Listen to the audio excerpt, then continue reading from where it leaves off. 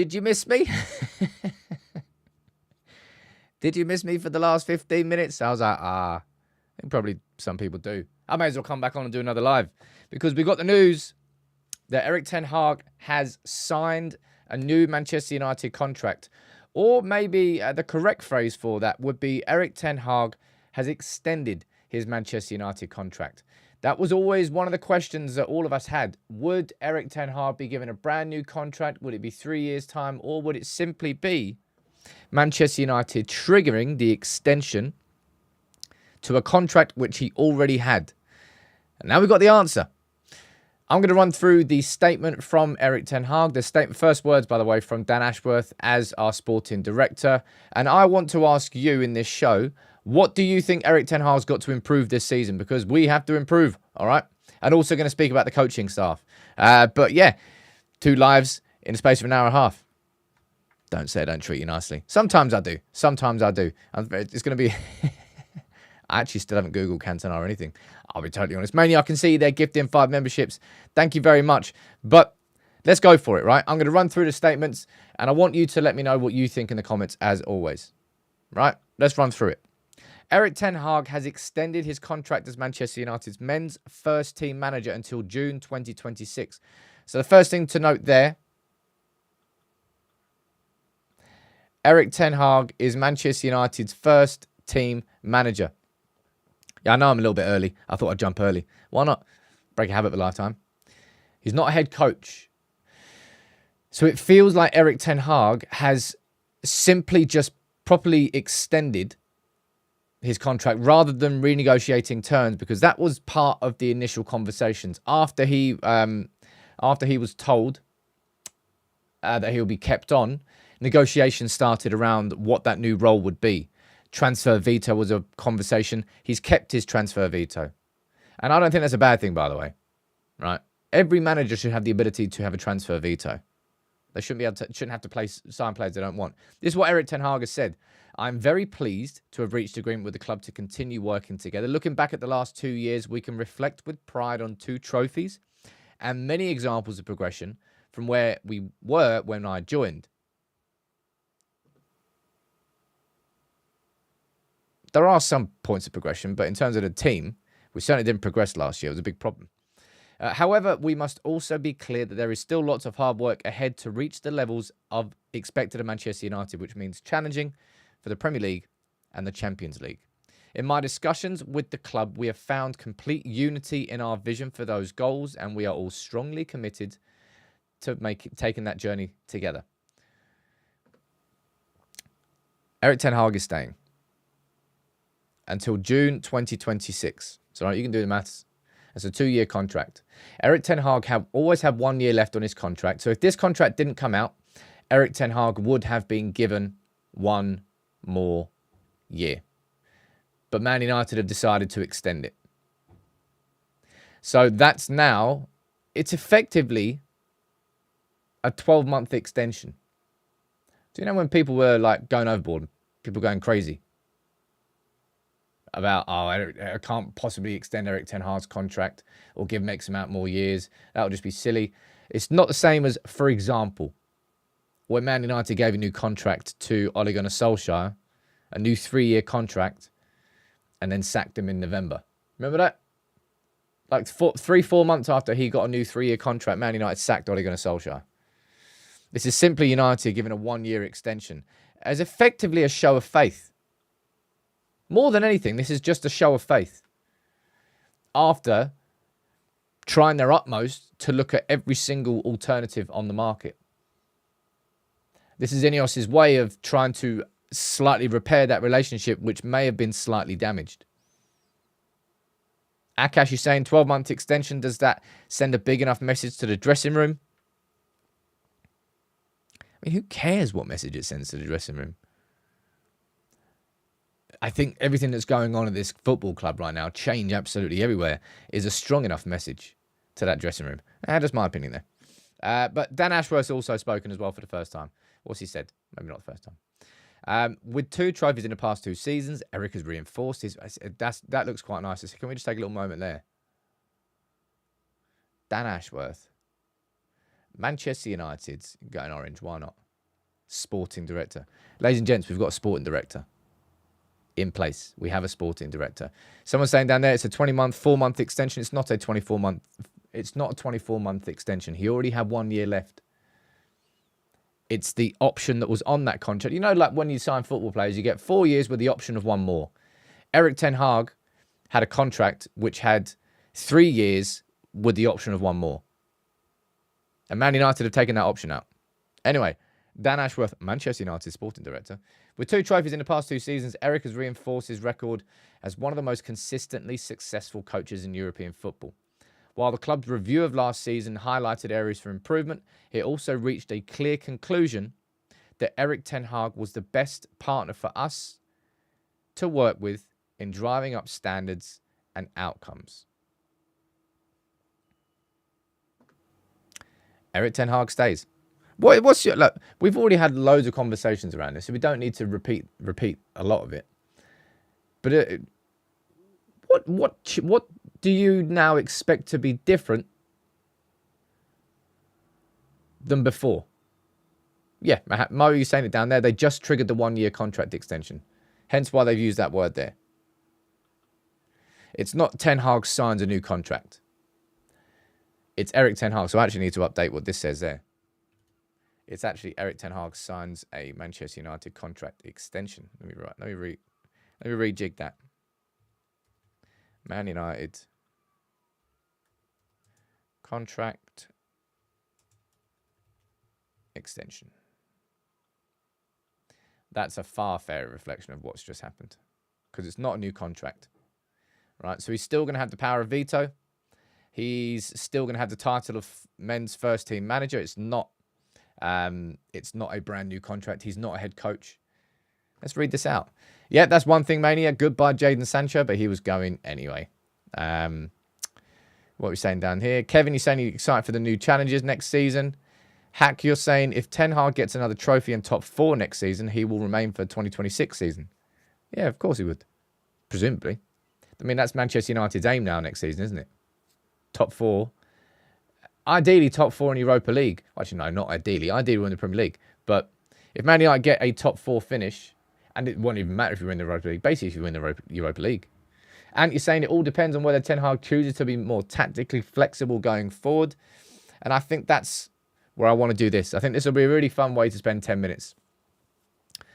I want you to tell me things that you think Erik ten Hag must improve this coming season, right? And there's a fair amount you can put into this. And I think we may have already had this conversation before, but it feels prevalent to have this conversation now that the news is broken, that he has extended his contract. I imagine it will give a little bit more security to Erik ten Hag. He hasn't got the looming feeling of, this is my last year. He's got 2 years left. It's not exactly the full new 4-year contract, which gives him amazing job security. But let me go and read some of these down here. Miles Johnson, you're saying that Erik ten Hag needs to rotate his team more. By the way, these will get smaller as we go along. It's not going to be all that big. Akash, you're saying management of players. Tucker, you're saying style of play as a team. And sack the medical team. Andrews, you're saying control the ball more. I mean, that kind of goes into the style of play as a team, but I think control is such an important aspect. It can go down there twice. Tactical flexibility. So sometimes there's certain games where playing different would be a good idea. And you're saying better timed subs. It's weird that, because in the first season, I thought Erik ten Hag was very good with his subs. I think we actually got more goals from subs in the Premier League than any team in the Premier League. So it's a bit weird that happened. Did it there. So lots down there will be drop Casemiro. Oh, Rex, I like that one. Fight back versus depress more. I like that one. I really do like that one, because that seeing him doing that in the whole, just before, during, and after the FA Cup, I was like, I liked it. Glenn, you caught me out. No all caps. That's quite funny. What have we got here so far then? Rotate his team more, management of players, start of play as a team, sack the medical team, control the ball more, tactical flexibility, better time subs. Well, Chris, I think he's been pretty good when it comes to integration of academy players. If I'm being totally honest, I think he's been very good. That feels like a good list, I think. More charisma. Why? I'm not going to ask him to change his personality or change how I perceive his personality. I think that's unfair. And I think certainly part of that is cultural as well. He's just a direct Dutch dude. A triple D. It was one down there. Consistency between performances. And I think that's better. I think that's a really good idea. Anyway, that's a good list. It's a little list we've got there. Right. In terms of actual, speaking about individual tactics, that comes down to style of play as a team. Everything sort of falls underneath that, rather than just speaking about any individuals or any changes you've got to do. Control the ball more. That's a little separate one. Look,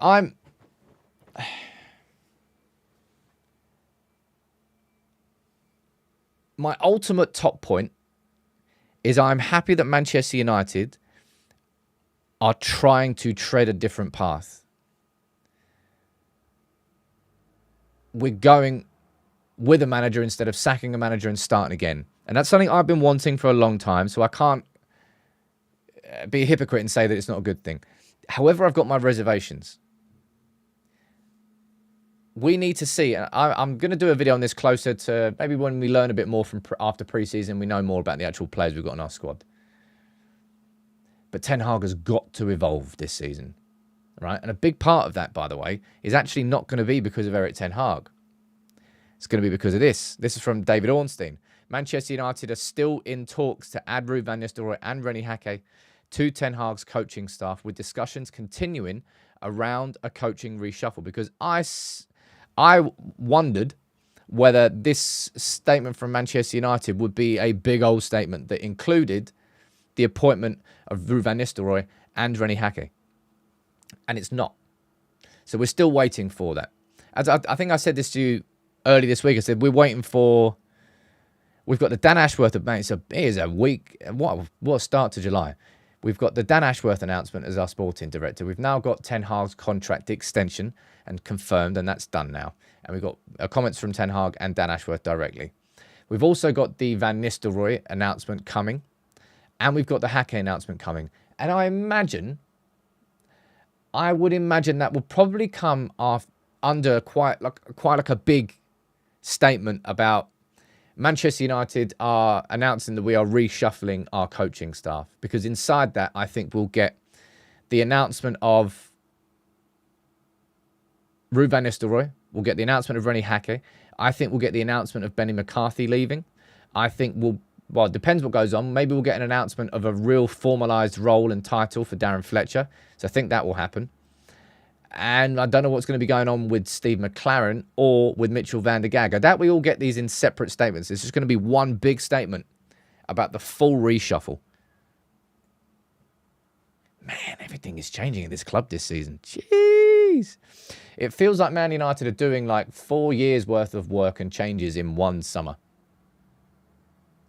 That's what it feels like. Just a lot. And then, of course, on top of that, we haven't even made a signing yet. We haven't even made a sale yet. Honestly, you may as well just strap a seatbelt in, because July, I'm not going anywhere. I won't be able to go anywhere. I'm glad I got away for a couple of days at the end of June. At least I now know that every summer I can probably get a week away after the end of the season before the madness starts. Or maybe next season, United are going to go mega early. I don't know. Mr. Creed, you gifted 5 memberships as well. Let's bring Casemiro out for you, my friend. Good morning. Good morning, good morning, good morning. Hello. New head of communications. Who was that? I can't remember who that announcement was. Let me see if there's anything else being said about this that we can pull in and have a conversation about. Rob Dawson saying what I've already said there. Man United have triggered the existing +1 option in Ten Hag's contract rather than negotiating altogether fresh terms. keeps the title as first team manager, and also keeps that transfer veto. I think people are making way too much noise out of Erik ten Hag having a transfer veto. I thought that since the start. Every single manager should have a transfer veto. I'd rather we didn't. I don't want to sign that player. I don't want that player. Cool. I mean, what would happen at a football club if... Well, it's happened at football clubs. Happened at Man United, I think, with Fred. I think Fred was a club signing. And Mourinho was like, I don't really want Fred. But Man United scouts ticked all the boxes and like, Fred was amazing. Van der Beek was definitely a club signing. And look how that worked out. If you sign players that a manager isn't having his thoughts in his mind, but there's no point in doing that. There's no point in doing that. Yeah, most managers do. I just think people have gone slightly overboard with that. Let me read some of your comments out, though. Sinala, your nickname is Ruud van Nistelrooy. It's a good nickname. It's a good nickname. Someone asking there, who chose Christopher Vivell? As far as I know, it was Omar Barada. I mean, Omar Barada will be the one who's ultimately choosing the people that is in his team. He chooses Dan Ashworth. Actually, no, I'm not sure whether he chose Dan Ashworth. I think Manchester United, I think Ratcliffe and Brailsford had already had him in mind. But who's it Omar Barada brought in? Jason Wilcox, he brought him in from Southampton. Obviously worked with him at City. And it was his decision to go after Christopher Vivell, which my video should still be coming out. You're getting a triple drop. You got a triple drop on a Monday and a triple drop on a Thursday. Whew. July is crazy, isn't it? Danny's saying, weird that this extension took this long. That's a pretty fair comment there. And when you think about it like that, it would have been extremely easy and quick for Manchester United to simply just extend his contract, which probably hints towards the fact that this wasn't necessarily the only option on the table. It would probably mean that Manchester United were negotiating and seeing whether fresh terms and whether a fresh contract was the right thing to do, or whether simply just extending his contract was the right thing to do. Because you could have done this in a space of 20 minutes. And he's saying, do you think there'll be a clause in Ineos, whereby Ineos set the style of play? Well, they can't do that unless they've added addendums onto the contract, which I suppose they could do. You could add paragraphs in that weren't in the original contract, but that wouldn't be extending a contract. That would be signing a contract with new terms, which is not what's been reported. Although we don't know the finer details, all right? We do not know the finer details. I'd be surprised if there was that clause into it, though. Piro, you're saying, I like the fact that they analyse it. It might be exactly what they did when they were thinking, should we sack Erik ten Hag or should we get a new manager in? And they spoke to, geez, who did they speak? They spoke to bloody everybody. Thomas Tuchel, I was trying to remember his name. Tuchel, they spoke to Potter, they spoke to loads of other managers, and they went, you know what? Erik ten Hag's the best choice here. It may well be that Manchester United look, right, okay, what's all the options we have available now to giving Erik ten Hag a new contract? Should we look at building terms for a new one? What would that look like? What would Erik ten Hag want? We can ask him what terms he would have. Or do we just extend the contract? I imagine that's probably exactly what they did. And they come to the conclusion that just extending is a smarter play than giving a new contract. A couple of super chats out. Let me read these. Bodie, you say, when do you think we will start seeing transfers? I'd be amazed if this time next week, if we hadn't, not to say that we've signed a player, but I'd be quite surprised if we didn't, if we weren't on the verge of a here we go. Because you all know the players that we're linked with heavily, right?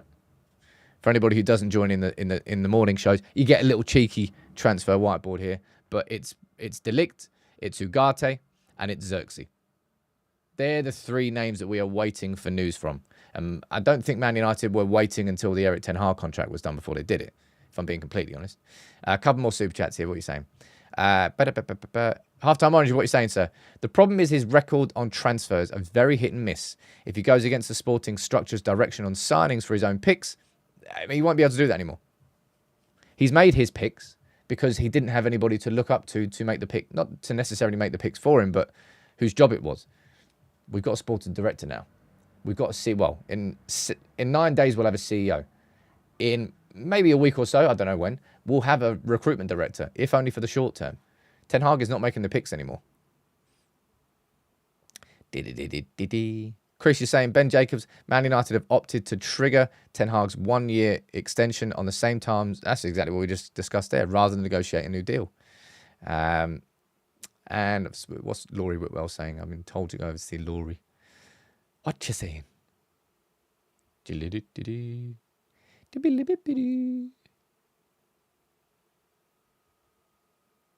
1 second there. This is what you call multitasking, ladies and gents. I'm all right with it. Ten Hag is selecting his new coaching staff. I mean, I've already spoken about that. Why do people do that? Why do you point me towards something I've already mentioned? Anyway, I'll mention it again.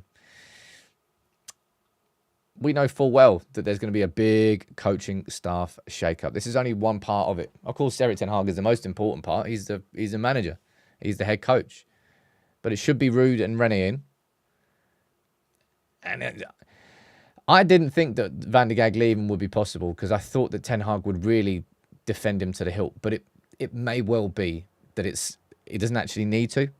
Because like a lot of you have mentioned before, it may well be that Van der Gaag goes, these first 2 years have been cool. It was right for me. But I tell you what, with all the changes that are going on, I think it's probably right that it's my time to go elsewhere. I think it would probably be Van der Gaag going, I see all the changes going on. I think I'd probably rather be a head coach somewhere else. We see. And you're saying down there, you're talking about worrying about Ten Hag going to the... There is absolutely 0% chance that Erik ten Hag next season just goes back to that formation that just did not work for us and just plows through. He won't have the ability to do that anymore. He won't have the assistants who are backing him up on doing that in the coaching training ground staff anymore. He won't have a sporting director who will let him do that anymore. He won't have a technical director who will let him do that anymore. He won't have a CEO who will let him do that anymore. Erik ten Hag now is not the dictator. Well, he wasn't a dictator, but he wasn't the... He was a... I'm not calling him Fergie, but Fergie had all the power. Ten Hag had all the power in these first 2 years, and there wasn't really anybody who could tell him otherwise. That is totally changed. Absolutely totally changed. Even if he's only just extended a contract, technically still holds the same terms, he won't be able to do that anymore. So I think that's worry for the sake of worry. I don't think it's necessary. And of course, end of the season, that City game. Oh, that's why I spoke in that video I did yesterday. That's why I spoke about that formation, the idea that we could go to like not four up front, but that flat front four, press, do a mid-block, hit on the counter, worked perfectly. Really, really was. Mo, you're saying, Sam, do you think we'll get some sort of interview with Dan Ashworth and Omar Barada from the club media? I really hope so, Mo. I'm waiting for that. Because I would love to hear from Dan Ashworth's mouth himself. I suppose he won't go in too much detail, but he did one at Newcastle. Right?